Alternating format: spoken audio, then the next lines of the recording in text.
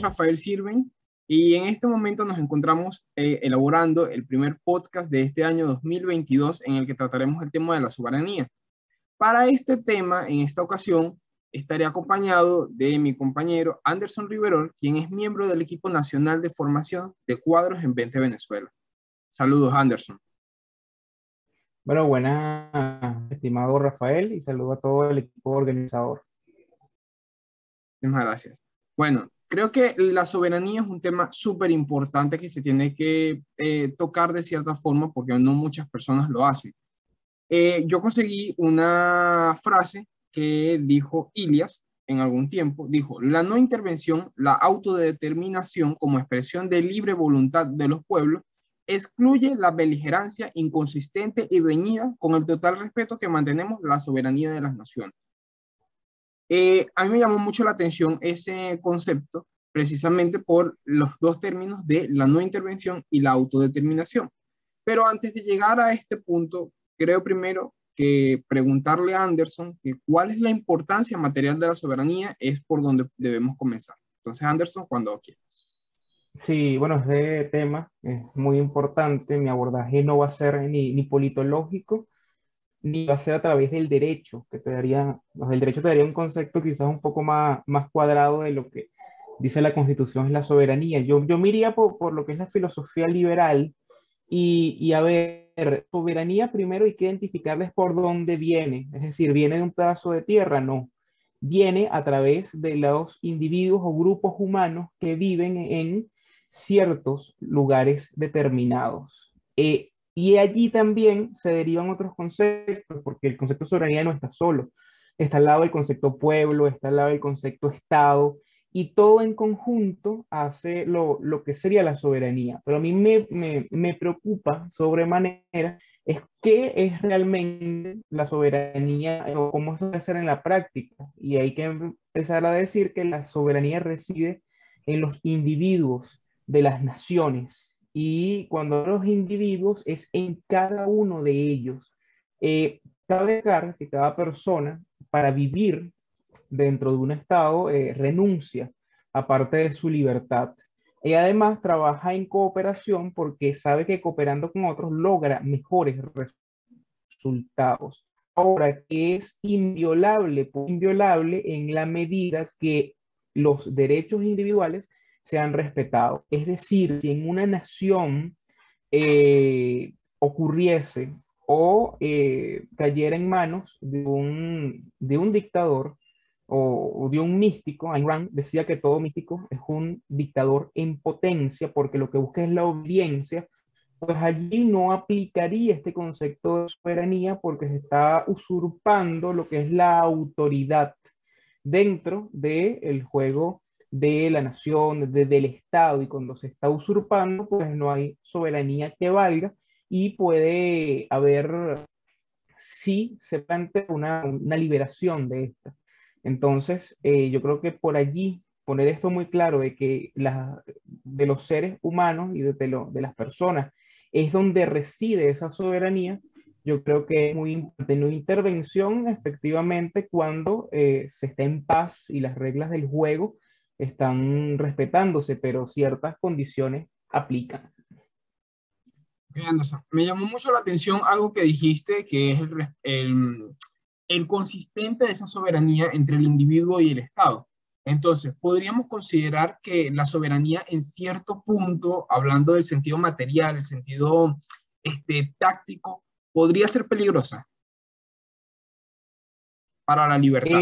No, yo no considero que es peligrosa porque cuando uno vive en sociedad, sabe que está cediendo parte de la libertad propia. ¿Para qué? Para uno, vivir en cooperación con otros humanos y reconocer una autoridad, en este caso sería la del Estado, pero este Estado no puede extralimitarse. Entonces, la verdad, todo deriva, es del ser humano y de la razón, y cómo a través de esta se construyen estas sociedades. Si nosotros tuviésemos una isla, un país con una nación y le quitamos a los seres humanos, pues allí no entraría o no sería lógico el concepto de pertenencia, el concepto de soberanía. ¿Por qué? Porque no hay una serie de reglas para que se puedan ejecutar. Entonces, siempre está ligado a lo que es el ser humano y la construcción de la soberanía viene de la razón.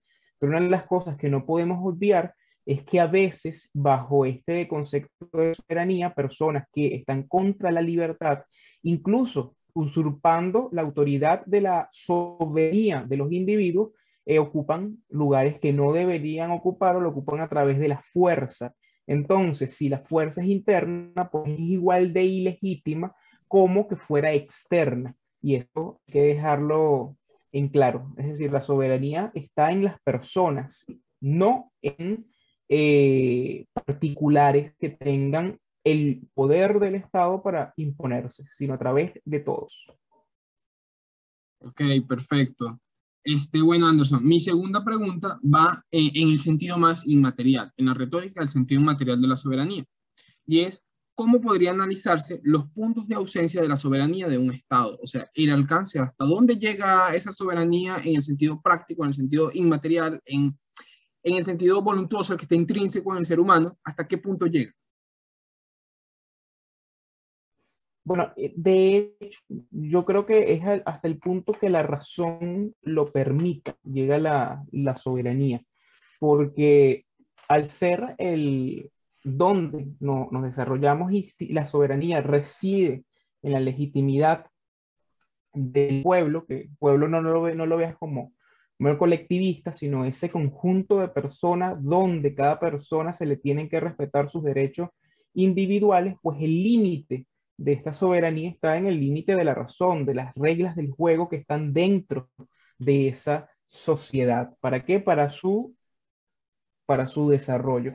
Yo creo que hay un caso quizás muy sonado actualmente y es la invasión eh, de Rusia a Ucrania. Y esto es un ejemplo porque hay un Estado extranjero. Bueno, si nos vamos al inicio, o sea, a ver, los rusos vienen de Ucrania. De hecho, primero el Estado, tuvieron el Estado ucraniano, tiene su origen perdón, el Estado ruso tiene su origen en Ucrania.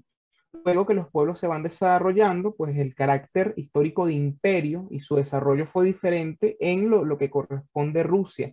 Y Ucrania no tuvo, por supuesto, la misma suerte, pero al reconocerse las fronteras, al estar un país con una cultura que es diferente, cual es reconocido internacionalmente, que está en paz, que produce, donde hay un Estado, es el que responde y vela por los derechos individuales, pues la invasión estaría violentando directamente lo que es su soberanía. Pero eso no solamente se puede hacer a través de la fuerza bélica, a través de las armas, sino que yo creo que tenemos que en los mundos de hoy analizar cómo ciertos estados o ciertos grupos que o sea, atacan a través del Internet de las cosas, a través de lo que es más intangible, y esto también puede entrar dentro del debate, pero la verdad es que los límites están dentro de lo que son los límites de la propia razón y de las reglas del juego establecidos en cada sociedad. Sí, bueno, claro que sí. Tal como dices, me parece que la soberanía ciertamente no es solamente una invasión bélica, sino es entrar directamente en los asuntos prioritarios de los individuos de otras naciones. Y es ahí cuando existe esa ruptura. Eso no solamente sucede por las armas o por el cruce de fronteras o por el rompimiento de las relaciones diplomáticas, sino que también sucede, como lo estás diciendo, desde la misma razón.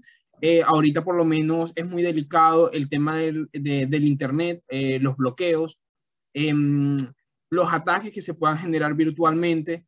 Y bueno, eso creo que es un tema súper extenso de desarrollar en cuanto, por lo menos hablando del tema de Ucrania y Rusia. Viendo en cuanto a conceptos externos, conceptos de algunos autores, me topé con uno muy interesante. Él dice, es un concepto de hecho de la RAE. El poder supremo e ilimitado que se atribuye a la nación. Entonces, podríamos decir si la soberanía sirve a la libertad como un sistema de expresión, protección y seguridad. Entonces, entendiendo esto, podríamos decir que la soberanía a per se debería garantizar el respeto a la libertad de otras naciones de forma ilimitada. Bueno, yo creo que ahí está lo que dice, hay un ingrediente, el concepto que, bueno, estipula una protección ilimitada y otra cosa es ponerlo en práctica. Ahí Real. cambia radicalmente la situación. ¿En qué sentido? En el sentido de que las instituciones humanas, las instituciones que se crean, políticas tienen que garantizar, en este caso lo que es el gobierno, que eso pueda cumplirse.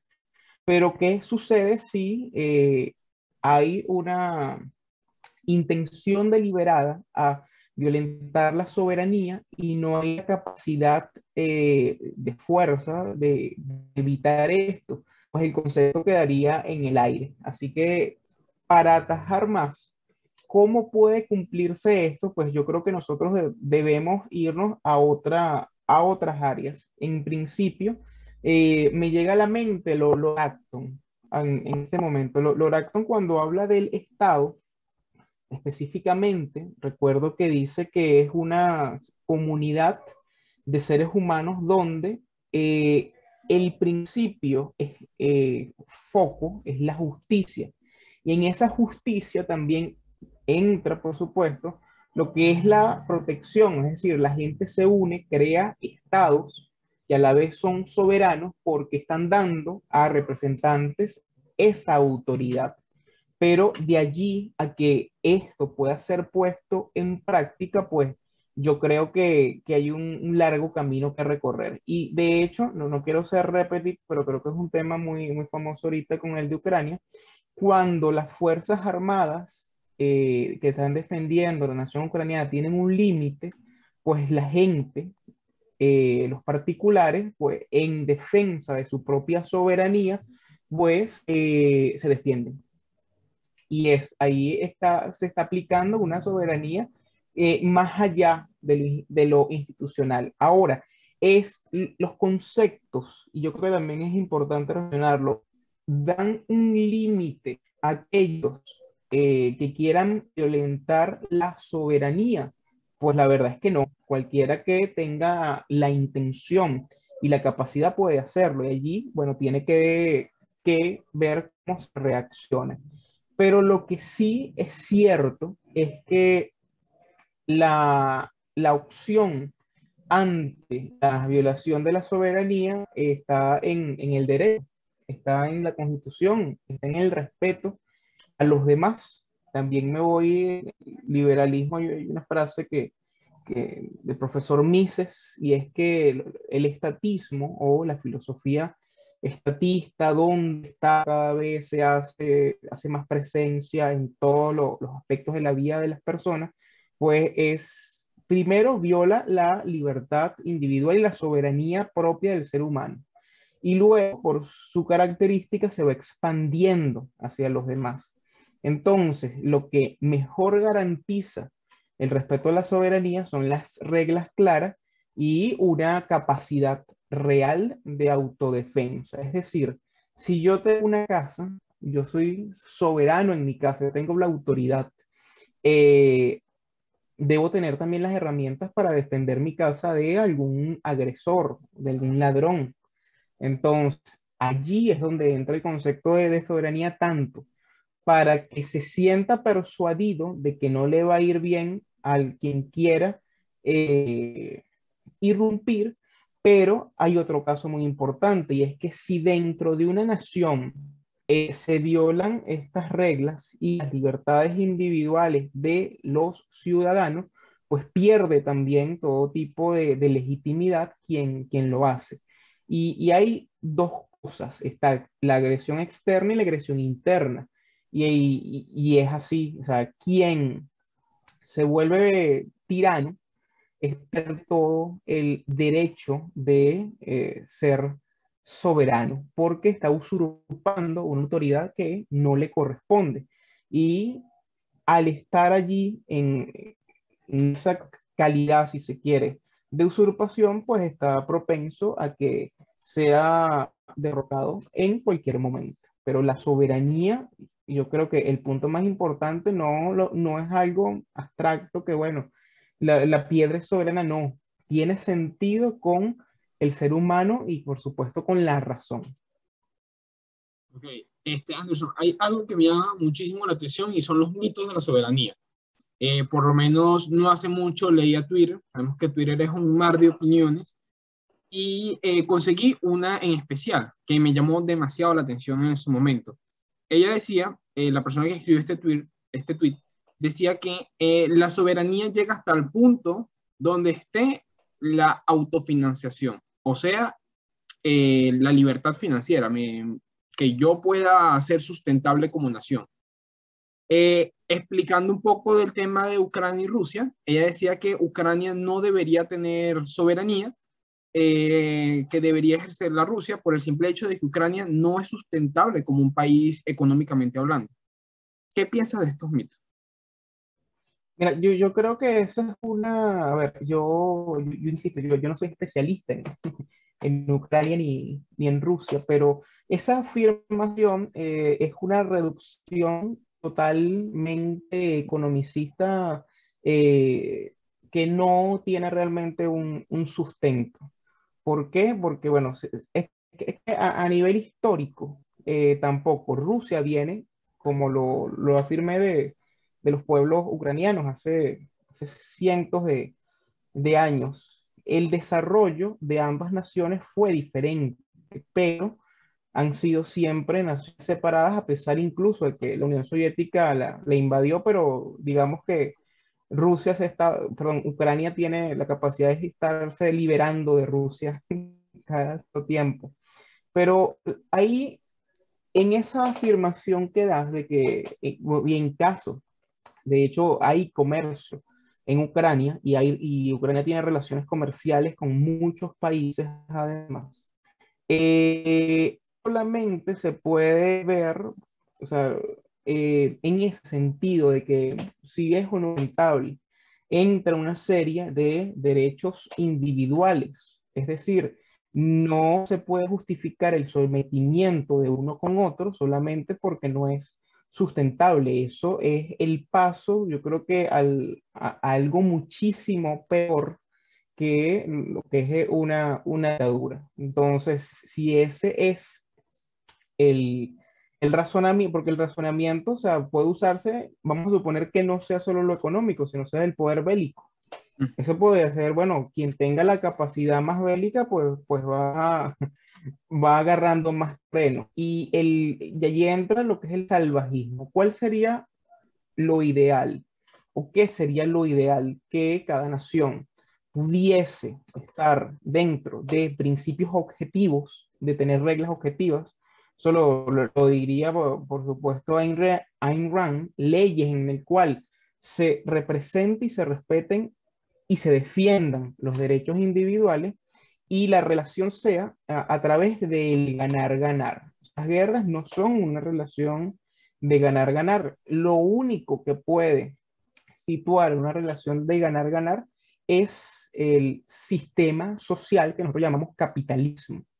Es decir, una nación va a ser más próspera y yo diría que va a tener una soberanía muchísimo más rica porque entra un conocimiento a través de todas las relaciones humanas si está en una situación o en un sistema capitalista. Los socialismos son, o los colectivismos, no pongamos el tema socialismo, todos los colectivismos son expansionistas y es lo que hemos estado viendo en la historia, o sea, del mundo, que las naciones beligerantes son aquellas donde los derechos individuales son difusos, donde las leyes manipuladas, leyes objetivas, donde hay un desarrollo económico, bueno, donde hay un desarrollo en el respeto de los derechos fundamentales, da directamente un resultado económico.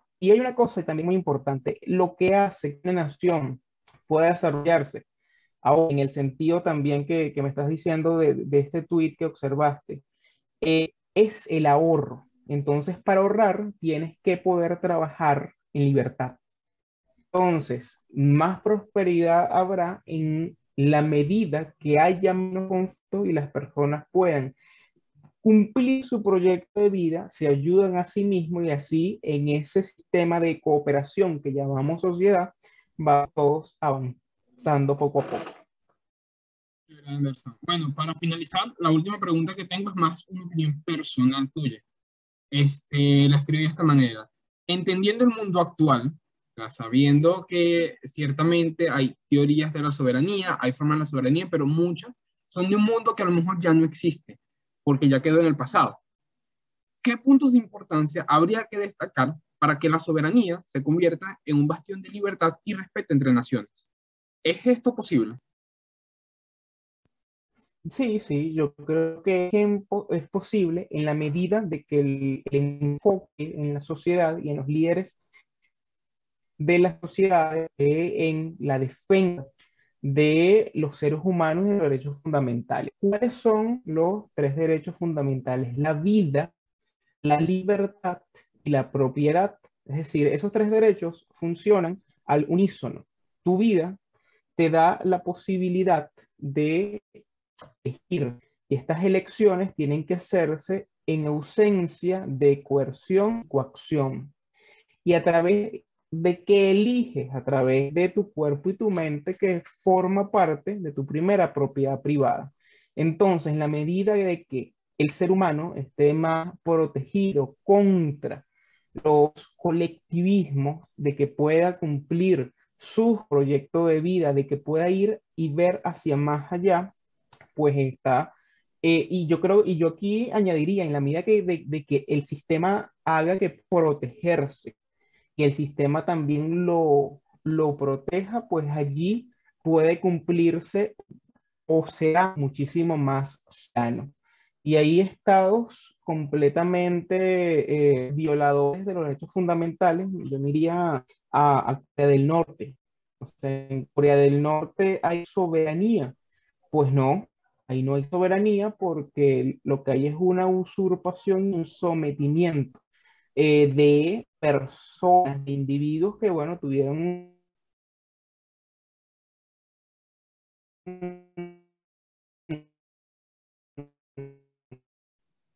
la mala suerte. Ok, Anderson, creo que estamos teniendo problemas de conexión.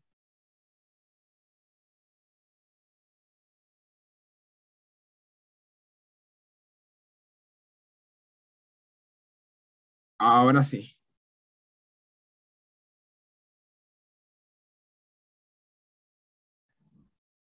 Ok, creo que tenemos problemas de conexión con Escúchame, Anderson. Ok, ahora sí. ya estoy aquí. Ok, quedamos Estaba dando en... Nos estabas explicando que Corea del Norte no tiene soberanía como tal. esa porque quien gobierna, y esto insisto, mi enfoque sería completamente filosófico, si se quiere. Gobierna no tiene ningún tipo de legitimidad, ya que lo hace a través de la fuerza y la manipulación. A diferencia de Corea del Sur, donde hay una situación de libertades civiles, donde hay empresas, donde la gente puede tener un proyecto de vida y una serie de libertades políticas también muy interesantes. Entonces, allí sí se puede cumplir la soberanía porque la soberanía del ser humano deriva del individuo y está allí, si se quiere, para protegerlo, pero no lo protege solamente porque el concepto exista, sino a través de cómo los seres humanos pues establecen y hace que eso sea realmente práctico.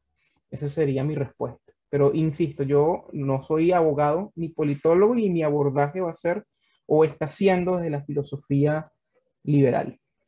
Oh, buenísimo. Bueno, agradecido 100% contigo, Anderson, desde aquí, desde 20 Joven Carabobo. Estamos muy felices también porque seas el primero en participar en nuestros podcasts del 2022.